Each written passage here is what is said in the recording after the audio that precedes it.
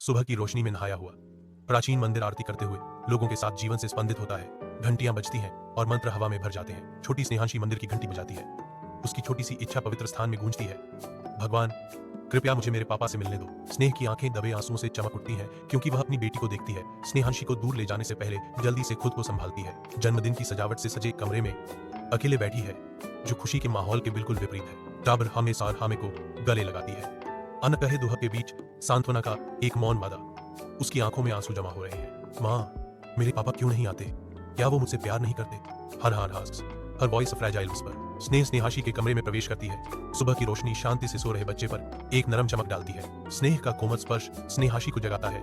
उसका स्वर दुख से भरा हुआ है। स्नेहाशी, मुझे तुम्हें तुम्हारे पापा के बारे में कुछ बताना है। भारी मन से स्नेह ने खुलासा किया, आपके पापा अब इस दुनिया में नहीं रहे। उसके शब्द दुख और स्थायी प्रेम का मार्मिक मिश्रण थे। दृश्य 2, दिखावट। स्नेह का छोटा सा साफ सुथरा घर। बीजीएम हल्की उदास धुन। पात्र स्नेह, स्नेहांशी। संवाद। स्नेहांशी, मम्मी, पापा कहाँ रहते हैं? क्यों वो हमारे साथ नहीं आते?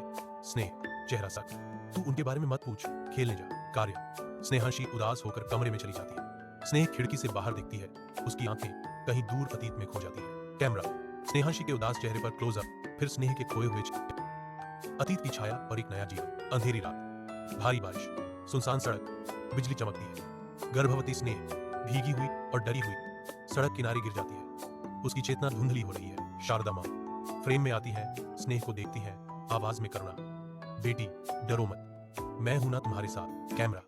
बारिश में गिरती स्नेह पर, फिर शारदा माँ के करुणामय चेहरे पर। अस्पताल का कमरा। स्नेह बिस्तर पर लेटी है।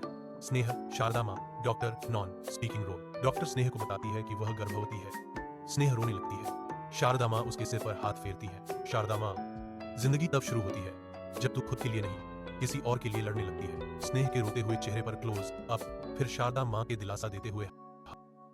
वर्तमान, एक समाचार और पुरानी यादों का दर्द रात। स्नेह अपने घर में सोफे पर बैठी है।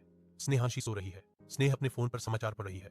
ऑन स्क्रीन टेक्स्ट हेडलाइन, एकांश सूर्यवंशी, हैदराबाद के सबसे युवा और सफल बिजनेस टाइकून ने शहर में नया टेक पार्क लॉन्च किया। स्नेह की सांसें थम जाती हैं। वह फोटो को घूरती है। वही चेहरा, वही मुस्कान, वही आंखें। उसकी आंखों से आंसू बहने लगते हैं। स्नेह, मन ही मन। आवाज, क्या मैंने सही किया था, या मैंने सिर्फ अपने बच्चे को उसके पिता से वंचित कर दिया? हेडलाइन पर क्लोजअप, फिर एकांश की फोटो पर, फिर स्नेह के रोते हुए चेहरे पर। स्नेह के घर की बालकनी। स्नेहांशी की गुड़िया गिरी हुई है। स्नेह बालकनी की ओर जाती है, गुड़िया उठाती है। गुड़िया के हाथ में एक कागज का टुकड़ा।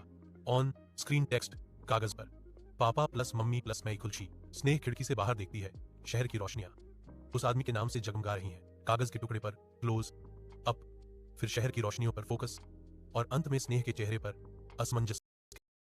मूसलाधार बारिश सूर्यवंशी हवेली पर हमला करती है, प्रत्येक बूंद पत्थर के खिलाफ एक छोटे हथौड़े की तरह। बिजली रात को चीरती है, जो हवेली के प्रभावशाली अग्रभाग को एक झटके में उजागर करती है। तूफान गरजता है, हवेली की दीवारों के भीतर अदृश्य अशांति को दर्शाता है। अध्ययन में एकांश एक गिलास पकड़े हुए है।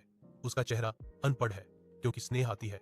उसके हाथ कांप रहे हैं क्योंकि वह एक फाइल पेश करती है। एकांश, क्या तुम्हें पता है कि इस फाइल में क्या है?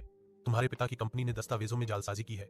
स्नेह की आवाज गुस्से से कांप रही है। एकांश ठंडे स्वर में जवाब देता है, स्नेह, यह व्यवसाय है, यहाँ लाभ देखा जाता है, भावनाएं नहीं। सूर्यवंशी हवेली के अंदर डर और संकल्प स्नेहा के चेहरे पर युद्ध करते हैं क्योंकि वह एकांश से पीछे हटती है। एकांश उसकी ओर बढ़ता है। उसकी आंखों में निराशा होती है, लेकिन विक्रम सूर्यवंशी उसे दृढ़ता से रोकता है। मैं तुम्हारी दुनिया में नहीं रह सकती, स्नेहा घोषणा करती है, इससे पहले कि वह तूफान में